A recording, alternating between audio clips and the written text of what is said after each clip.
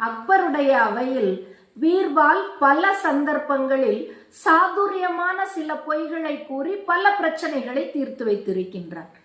ஒருமுறை பீர்பாலினுடைய அரண்மனையில் மிகப்பெரிய விருந்தானது நடைபெற்று கொண்டிருக்கின்றது. அந்த சமயத்துல அந்த அரண்மனையில ஒரு நகையானது திருடு போயிருது. நகையை திருடியது யார் என்ற விசாரணைக்கு உட்படுத்துகின்றார் அக்பர்.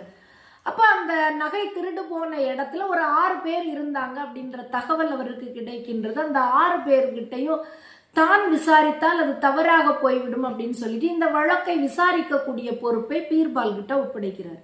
உடனே பீர்பால் இப்ப என்ன செய்யறாரு, இந்த 6 பேரையும் தனித்தனியாக அழைத்து இந்த 6 பேர்கிட்டே சொல்றாரு, இன்றைக்கு இரவு உங்க 6 பேரை நான் ஒவ்வொரு தனித்தனி அறைகள்ல இன்னைக்கு நான் தங்க வைப்பேன். ஒவ்வொருத்தரோட கையிலையும் ஒரு குச்சி தருவேன். நாளைக்கு காலையில வந்து பார்க்கும்போது யார் அந்த நகையை திருடினீர்களோ அவர்களுடைய குச்சியானது ஒரு 1/4 இன்ச்சானது வளர்ந்திருக்கும் அப்படின்னு சொல்றாரு. சொல்லிட்டு 6 பேரையும் தனித்தனி அறைகள்ல அடைத்து வைக்க சொல்லிட்டு பீர்பால் தன்னுடைய வீட்டிற்கு கிளம்பி போயிடுறார். அடுத்த நாள் வந்து 6 பேரையும் ஒவ்வொருவரையாக அழைக்கின்றார்.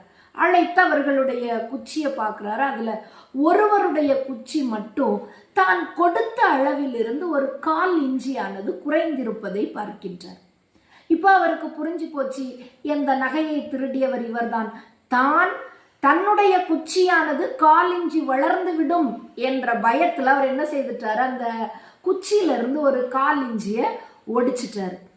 இப்படித்தான் நம்முடைய நடைமுறை வாழ்க்கையிலேயோ சில சந்தர்ப்பங்களில் உண்மைகளை சொல்ல முடியாத ஒரு சூழ்நிலை வரும். அப்படிப்பட்ட சூழ்நிலையில நாம ஒரு பொய்யை சொல்லி அந்த சூழ்நிலையை சமாளிப்போம். இதைத்தான் வள்ளுவர் அழகாக சொல்கின்றார், பொய்மையும் வாய்மையிடத்த புரை தீர்த்த நன்மை பயக்குமெனின் அப்படின்ட்டு.